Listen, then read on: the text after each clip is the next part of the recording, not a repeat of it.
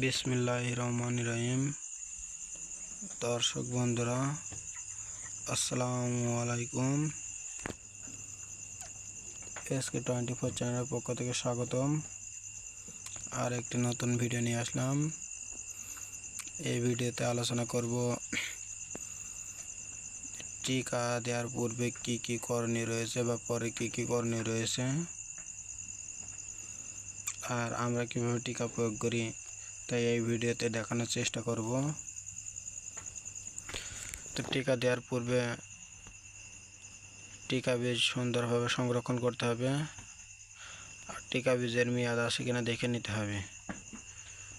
যদি টিকা বীজ নষ্ট হয়ে যায় তাহলে ঠিকমতো কাজ হবে না, বিভিন্ন ধরনের সমস্যা দিতে পারে। তো টিকা দেওয়ার পূর্বে সঠিকভাবে টিকার মেয়াদ আছে কিনা দেখে নিতে হবে। সকালে টিকা প্রয়োগ করার ব্যবস্থা করতে হবে। সূর্যকিরণের সরাসরি যেন না পড়ে টিকা বীজের ওপরে খেয়াল রাখতে হবে। আর যে টিকা বীজগুলো যে অবস্থায় থাকার কথা সেভাবে সংরক্ষণ করতে হবে। তো গাড়লগুলোকে টিকা দেওয়ার পূর্বে আমরা একত্র এক জায়গায় করে নেব, কারণ যে কোনো টিকা বীজ, প্রায় সব ধরনের টিকা বীজই খোলার অল্প সময়ের মধ্যেই প্রয়োগ করতে হবে। তো পিপিআর রোগের ভ্যাকসিনটি খোলার 2 ঘন্টার মধ্যে প্রয়োগ করতে হবে, তাহলে ভালো হয়।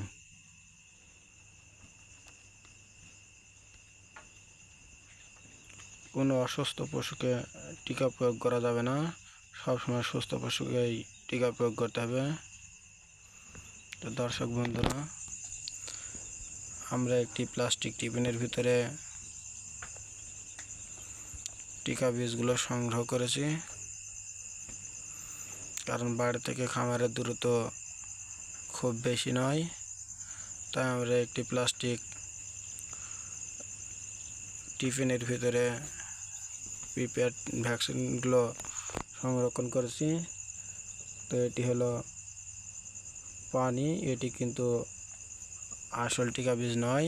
আমরা টিকা বীজগুলো এই পানির সাথে মিশ্রণ করার পরে গাড়লের শরীরে প্রয়োগ করব। তো এটি হচ্ছে একটি 100 ml এর পানির বোতল।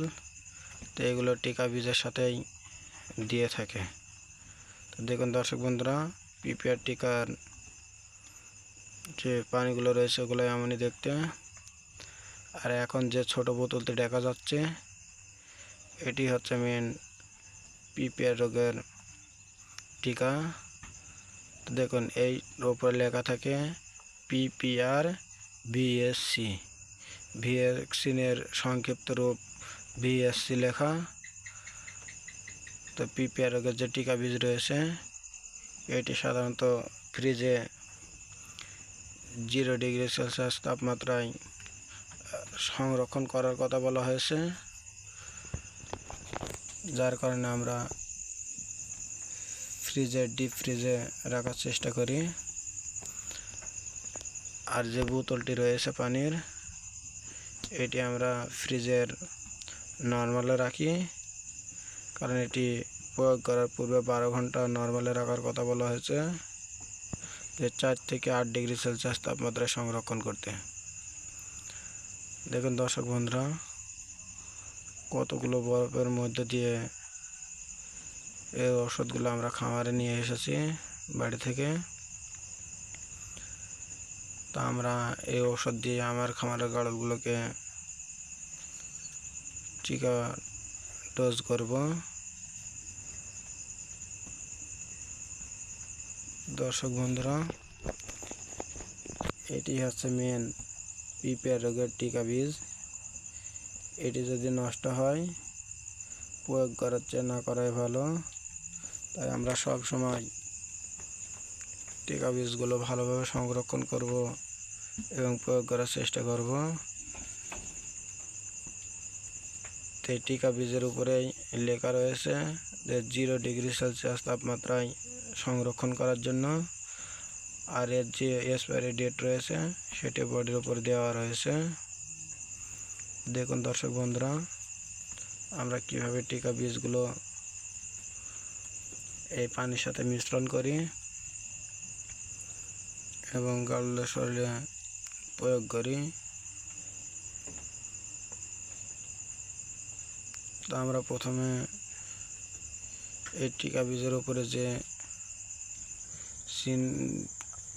মুটকিগুলো আটা থাকে, তো এই মুখগুলো ওঠাতে আমাদের খুবই কষ্ট হচ্ছিল, কারণ অন্য ঔষধেরগুলো হাতের নখ দিয়ে চাপ দিলে উঠে পড়ে, কিন্তু এই ভ্যাকসিনের মুখটি উঠতেই চাচ্ছিল না। তো এগুলো হলো আমার খামারের গাড়ল, এগুলো টিকা দেওয়ার জন্য একত্র করেছি। তা আমরা একটি ইঞ্জেকশনের সুচের সাহায্যে উপরের মুখটি তোলার চেষ্টা করছি। আমরা যখন টিকা প্রয়োগ করি তখন কিন্তু এর যে ইঞ্জেকশন আছে, ইঞ্জেকশনের মাথায় যে সিরিঞ্জটা রয়েছে, এটি কিন্তু পশুর যে সিরিঞ্জ রয়েছে সেটাই ব্যবহার করার চেষ্টা করি। আর বাচ্চাগুলোর মানুষের যে সিরিঞ্জ রয়েছে সেটা দিয়ে প্রয়োগ করার চেষ্টা করি। তো অনেক কষ্ট করার পরে মুখটা ওঠানো হয়েছে। তো আমরা প্রথমেই এই পানির ভিতর থেকে 2 ml পানি নিয়ে টিকা বীজে প্রয়োগ করি, তা আবার সেটা ইঞ্জেকশনের সাহায্যে বের করে যে 100 ml যে পানিটি রয়েছে এই পানির ভিতরে আমরা দিয়ে একটু মেশানোর চেষ্টা করি। আবার 2 ml পানি নিয়ে টিকা বীজের ভিতরে প্রয়োগ করি। সেই পানিটা একটু নাড়ানোর পরে আবার বের করে বড় বোতলের মাঝে দিয়ে ভালো করে মেশানোর চেষ্টা করি। তা আমরা টিকা বীজ দেওয়ার সময় একটু ভালোভাবে মিশ্রণ করে নেব, যেন এই পানির সব জায়গায় টিকা বীজ ভালোভাবে মিশে যায়। তো দর্শক বন্ধুরা, একজন এভাবে গাড়লগুলো ধরে আর আমরা এভাবে ইঞ্জেকশনগুলো প্রয়োগ করি আর রং দিয়ে এভাবে চিহ্ন করে ছেড়ে দিই, কারণ আমাদের খামারে অনেকগুলো গাড়ল থাকার কারণে চিহ্ন দিতে হয়। তো আমরা রং দিয়ে এভাবে চিহ্ন দেওয়ার চেষ্টা করি। আর আমাদের যেহেতু অভিজ্ঞতা রয়েছে, তাই আমাদের দ্বারাই খুবই দ্রুত ইঞ্জেকশনগুলো প্রয়োগ করি। তো ইঞ্জেকশন প্রয়োগ করার পরে গাড়লগুলোকে গোসল করানোর পরে মাঠে ছেড়ে দিই। তো মাঠে ছাড়ার পরে বেশ কিছুক্ষণ পরে বৃষ্টি শুরু হয়, যার কারণে গাড়লগুলো ঘাস শুকানোর চেয়ে আবার ভিজে যায়। তো গাড়লগুলোকে টিকা দেওয়ার পরে আমরা সাধারণত গোসল করার চেষ্টা করি। গাড়লগুলোকে টিকা প্রয়োগের পরে গোসল না করালেও কোনো সমস্যা নেই, কিন্তু আমরা